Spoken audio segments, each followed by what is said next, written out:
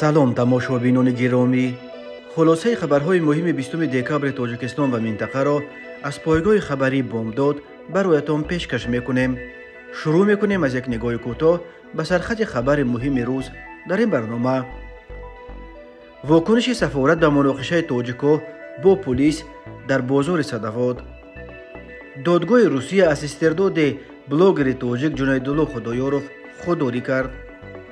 بازداشت یک ساکن قرقیزستان که خود را خدای نو اعلام کرده بود.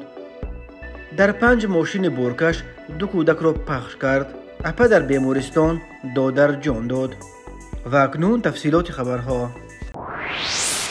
دادگاه شهر نیژنیورتوفسک که حوزه مختار خانت مانسی یوگرا روز 18 دکامبر سال 2023 پرونده استرداد بلاگر تاجیک جنیدالله خدایاروف را بررسی کرد، ولی موقع دادستانی را نپذیرفت و به استرداد خدایاروف به تاجیکستان اجازت نداد.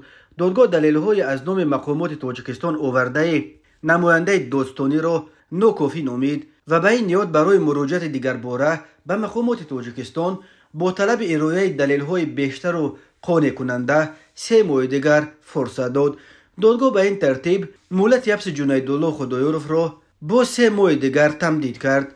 خیرالله خدایاروف برادر جنیدالله خدایاروف که در مرافعه روز 18 دکامبر در نیژنیورتوفسک اشتراک داشت، روز 19 دکامبر در مصاحبه با پایگاه خبری بامداد خبر داد که وکیل مدافع برادرش خان گری روزوف توانست دادگاه را با دلیل‌ها متقاعد کند که پرونده جنیدالله خدایاروف پرونده بافته و ساخته است. خیرالله خدایاروف جریان مرافعه را که نیمه دوم روز 18 دکامبر ساعت 15:30 آغاز یافت تا شام دوام کرد چنین نقل کرد.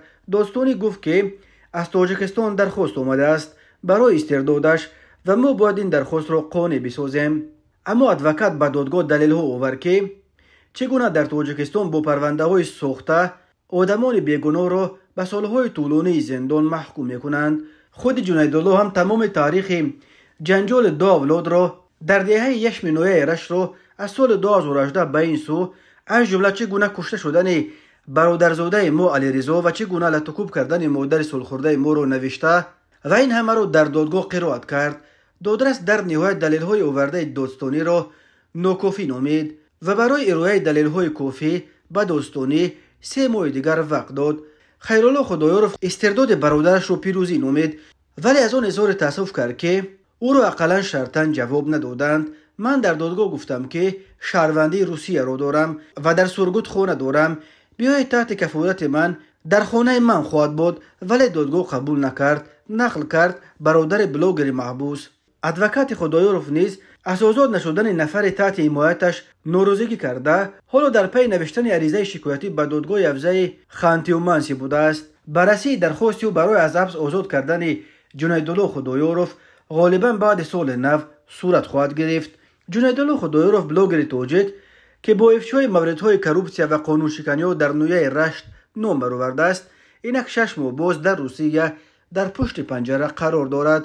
او روز 22 یونیو سال 2023 در شهر بیریازوف حوزه مختار خانت و مانسی با درخواست مقامات تاجیکستان دستگیر گردید. روز 24 میلیون دادگاه بیریازوف تا زمان بررسی پرونده استردادش بلاگر تاجیک را برای 2 ماه به حبس گرفت و در این بین زمان حبس او را 2 مرتبه تمدید کردند. مقامات منطقه رشت به ضد جنیدالله خدایاروف بر اساس شکایت یک اولاد دیگر همدیه‌هایشان از دهه 8 جماعت به نام باقی رحیمزاده بر اساس ماده 237 قسم 3 کودکس جنایتی تاجیکستان با اتهام اوباشی پرونده جنایتی گشودند و او را تحت جستجوی بین المللی قرار دادند. خود جنیدالله خدایاروف و نزدیکانش این پرونده را بافته و فرمایشی مینامند. خصومت بین اولاد خدایاروف و حسینوف در دهه 8 تاریخ چندین ساله دارد. روز 2 یولی سال 2021 خصومت بین این 2 اولاد در دهه 8 به آدمکشی انجام یافت.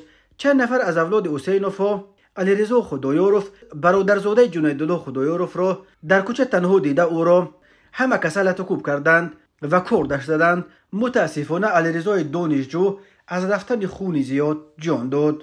دادگاه عالی تاجیکستان روز 7 ژانویه سال 2022 ساکنان دهه 8 نویه رشت حسینوف ظفرجان و عظیموف عبدالله را با جرم کشتن علیرضا خدایوروف به 19 و 17 سال زندان محکوم کرد.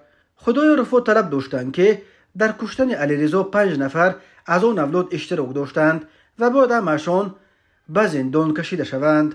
ادامه خصومت بین دو اولاد به آن آورد که سال 2022 مفجگل غریب و مادر سالخورده جنیدالله خدایوروف را با جرم افباشی محکوم به 2 سال حبس خانگی کردند.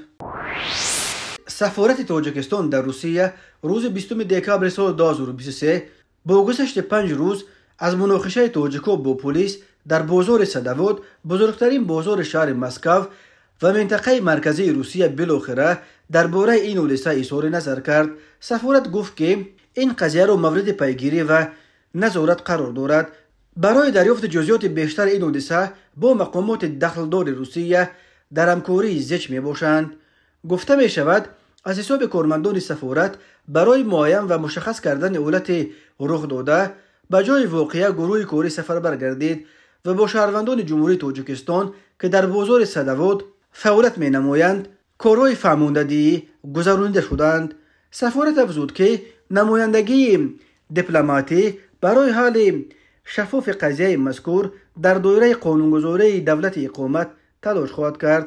سفارت هم زمان از شهروندان جمهوری تاجیکستان خواسته است که قاعده های بود و باش دولت اقامت را رعایت نمایند. واکنش سفارت تاجیکستان به مناقشه مهاجران اکثرا تاجیکان با پلیس در بازار صدوات در حالی است که مقامات روسیه علیه تقصیران تاجیک سوراب یوسپوف با اتهام زورآوری نسبت به پلیس و تأخیر پلیس به ضد 11 نفر دیگر از مهاجران تاجیک با اتهام افباشی گروهی پرونده جنایتی گشودند. همینطور دادگاه نهایی لوبلیانو اخیراً 51 اشتراکچی مناقشه در بازار صدوات را با جرم اطاعت نکردن به امر پلیس به حبس مأموری انداخت.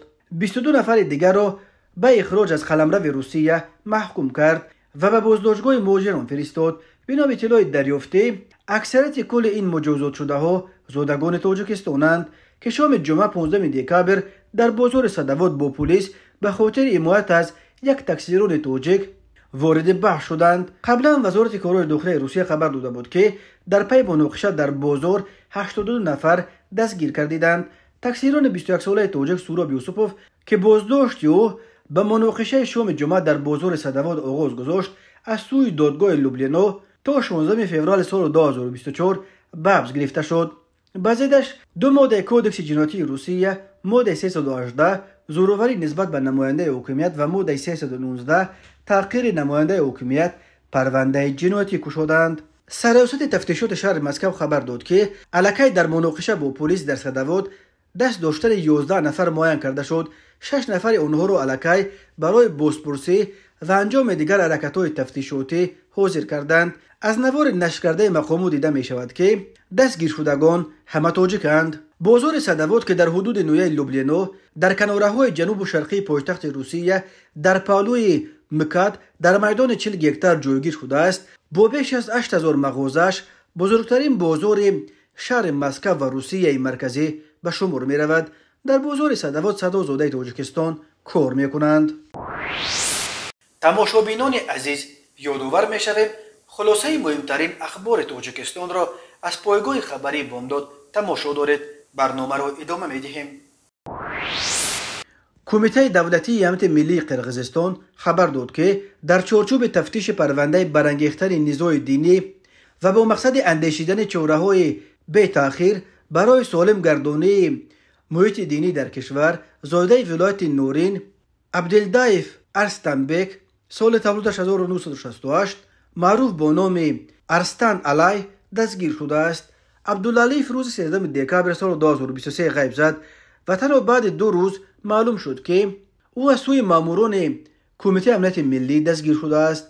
خود ارستان علی برای شرح قضیه دسترس نیست، ولی بنا به اطلاع رسمی کمیته دولتی امنیت ملی سبب گشودن پرونده به ضد او کتاب‌هایش و همچنین بیانیه‌هایش در مطبوعات و شبکه‌های اجتماعی شد که در آنها علامت‌های دعوت به برانگیختن نزاع دینی و بین دین‌ها و جدا کردن شهروندان از نگاه منسوبیت دینی دیده می شود. او خود را خدای نو نجات بخش می شمارد و دین و مذهب باوری‌های دیگر را خروفاتی ناقص و به اساس شمرده به آنها بهای منفی میدهد تاکید شده است در اطلاع کمیته امنیت ملی.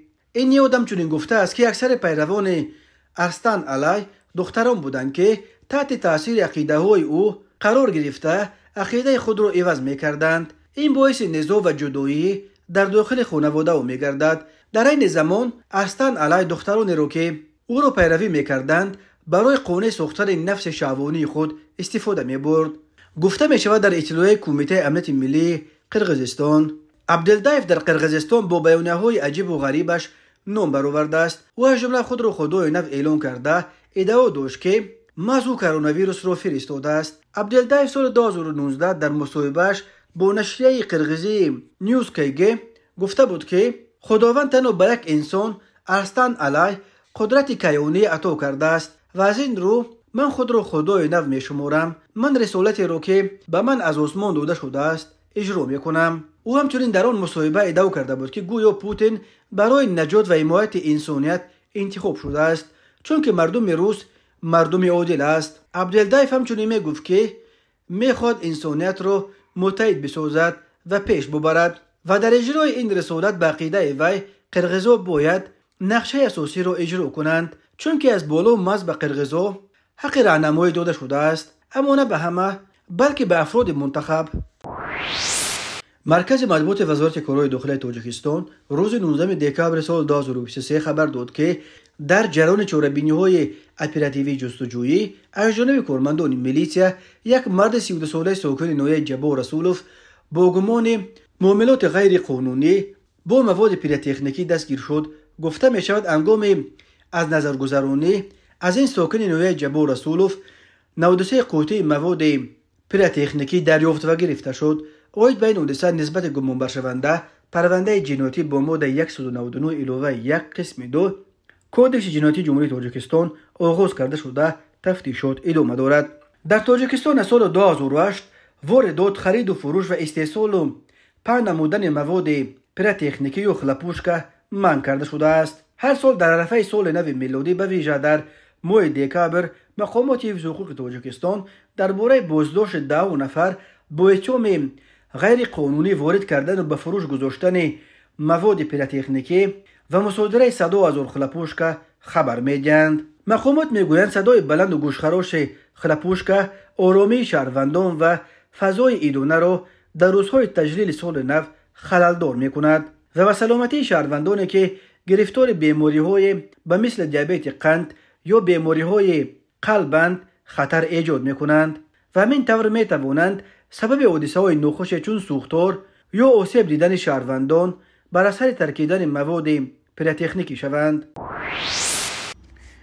19 دکامبر سال 2023 تقریباً ساعت 16:30 راننده افت-ماشین طبقه فورلند میر شریف زاده محمد سال تولدش 1965 ساکن ناحیه 5 هنگام حرکت از سمت جماعت دیوت 50 سالگی قشون‌های سردی به سمت مرکز ناحیه مذکور از عهده دوره واسطه نقلیات نبرآمده پیاده‌گردان نابالغ نظرف سمیه سال تولدش 2011 و نظرف ابوبکر سال تولدش 2019 ساکن همین ناحیه را پخش نموده است. در نتیجه کودکان جراحت‌های وزن جسمانی برداشته نابالغ نظرف در بیمارخانه به هلاکت رسیده است. از روی این حادثه تحقیقات ادامه دارد. در نتیجه گذراندن چاره‌بینی‌های اپراتیوی جستجویی از جانب کارمندان میلیشیا 2 نابالغ 13 ساله ساکن شهر دوشنبه با گمان صادر نمودن جنایت دزدی دستگیر کرده شدند. گمان برشوندگان شب 11 و 12 دکامبر سال 2023 تخمیناً ساعت 01:50 هنگام در کوچه مایکوفسکی پایتخت قرار داشتنشان با راه پنهانی شیشه ترمینال خودخدمت رسان را که به شرکت دوشنبه سیتی تعلق دارد شکسته از داخلش 4300 سامانی را دزدیده از جای حادثه غیب زدند. از روی این حادثه تفتیشات ادامه دارد. تماشابینان عزیز و گرامی، این بود مرور به خلاصه چند خبر مهم امروز تاجیکستان. خبر و گزارش‌های بیشتر از تاجیکستان و درباره تاجیکستان و اطراف آن را در سامانه پایگاه خبری بامداد در این نشانه پیگیری نمایید: www.bomdad.com. خوش باشید.